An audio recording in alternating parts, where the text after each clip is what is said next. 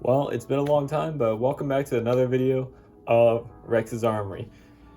Today, I'm going to do a video that I said I was going to come back to, like maybe over the summer, but haven't really had much time to get back to it because I've been busy with school, been busy with a ton of other stuff, and I haven't really had any time to shoot since I got back home. But this is a little upgrade that I made before I left for the summer, and left for the fall semester at school, and I wanted to show it to y'all. I made this upgrade to my Glock 19. I got Trijicon suppressor height sights on my Glock 19, and I got a Vortex Venom red dot on here. Now, a big question that I've been asked a lot is, with this, are red dots actually worth getting put on pistols? Short answer, yes. 100% yes. And that's going to be it for the video today. Thank you all for watching. Don't forget to like and subscribe, and watch out for those wrist rockets. I'm just kidding. But yeah, I'm going to get into a little bit about what I love about this pistol and how it's really impacted the way that I shoot. Now, before I actually got this red dot and got these suppressor height sights on there, I was literally just running a regular stock Glock with the stock Glock iron sights, and basically with that, I was still shooting pretty accurately, but I had a hard time shooting at things like steel, because steel's its own little challenge, and when it comes to steel, it's you really have to focus in on your shots, and every time you hear that ping, you just want to throw another round down range and hit the next target and hear that ping and watch all those plates fall. But the thing is, you can run out of ammo really quickly with that, and it can spend up a lot of your money. But with the original iron sights, I wasn't doing too well on steel. But after some time, I practiced. I got a lot better on steel with my stock iron sights, and I thought maybe my gun does deserve an upgrade. So what I ended up doing was I took my Glock to a gunsmith, and I wanted to get a red dot milled onto my slide. And basically what that will do is, if you see here, the gunsmith basically carved I wouldn't call it a serration. They basically carved out a chunk of the slide around this area, and then what they did was they fitted in some holes to put screws in so that the red dot can sit down on top of it, and boom, there you go. You got a red dot on your slide. Now, the unfortunate thing is, I didn't get an MOE. I didn't get an MOE slide, which are Glocks that already have the slide cut into it. Because I didn't have the MOE, I didn't get a plate to cover it up, to cover up that slide cut when I want to take the red dot off. But I don't really see myself wanting to take this red dot off. But if I ever did, I wouldn't be able to do that because I don't have a slide cut on there. But it's okay. I still love this gun, and the guy, the gunsmith at the gunsmith place, he sort of, him and my dad sort of talked me into getting these Trijicon suppressor height sights, because basically you're not going to get a good sight picture with regular stock Glock sights when you have this red dot on here. And with this red dot on here, you can get a pretty good sight picture with the iron sights. So if God forbid the red dot ever does go down, then you have a perfect backup. Plus, since there is tritium in these suppressor height sights, they also work at night. So if you're in the dark, you can get a clear picture of the iron sights. Now it still really is just my original stock block, but with these added accessories, I got a lot of extra accuracy. Now when I sling lead down the range with steel targets and this gun, I am amazed at how accurate it is. I mean, once you actually finally do zero that sight in, it is music to my ears every time I hear a ping on that steel and make a row of 6 plates go down without missing at all.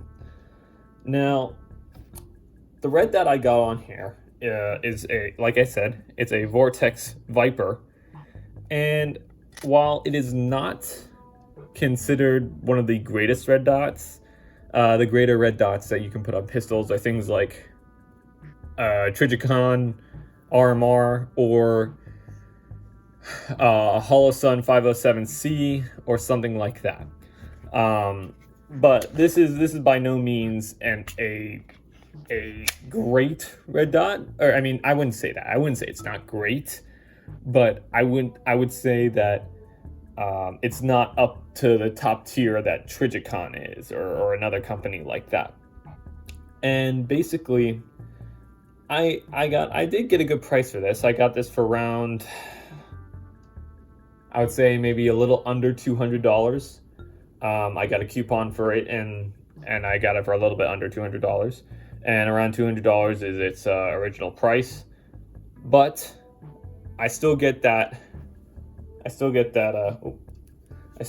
perfect 3MOA dot in the middle.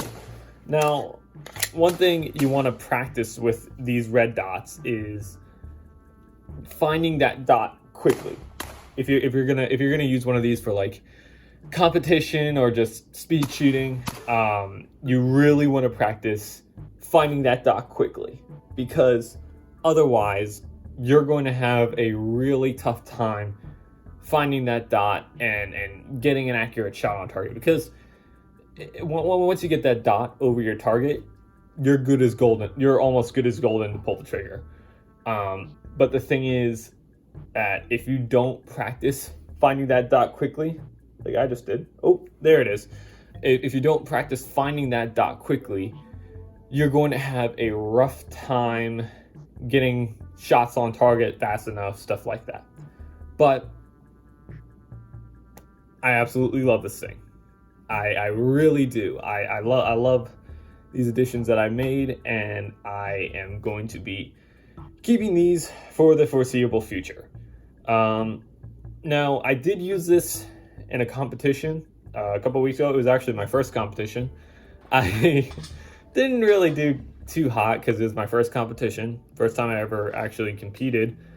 I moved a little sluggish, but there's nothing I can't work on, nothing I can't move on with a lot of practice. So if you ever do want to compete in a local tournament at a gun club or something like that, I would highly recommend doing it.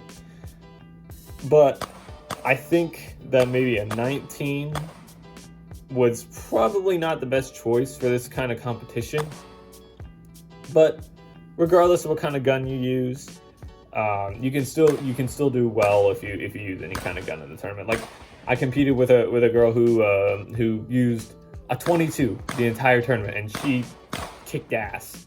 But yeah, it was a great time, and I had a lot of fun. Anyway, so if you do want to compete in like a USPSA competition or something like that, I highly recommend you find a competition at your local gun club and gun club or range or something like that, and compete. You're going to meet a lot of nice guys, a lot of nice gals, and they can point you in the right direction on what to improve, what to work on, what accessories you can get for your guns, all that kind of stuff.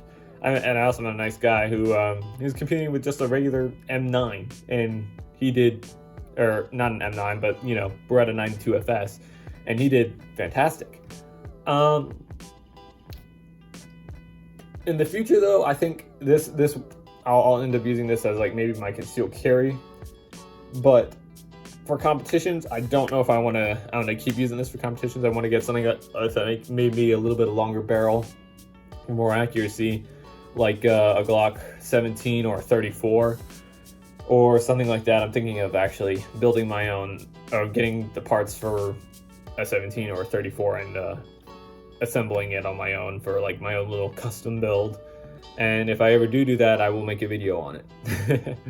But yeah, this red dot, these iron sights have been nothing but good to me. I highly recommend that each and every one of you, if you can, and you've already mastered your regular iron sights, I highly recommend adding these two things on.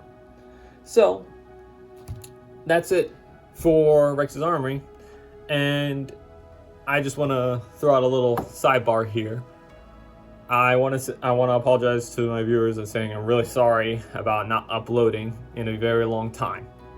I've been extremely busy with school, trying to get things in my life together because of a failed class and stuff like that.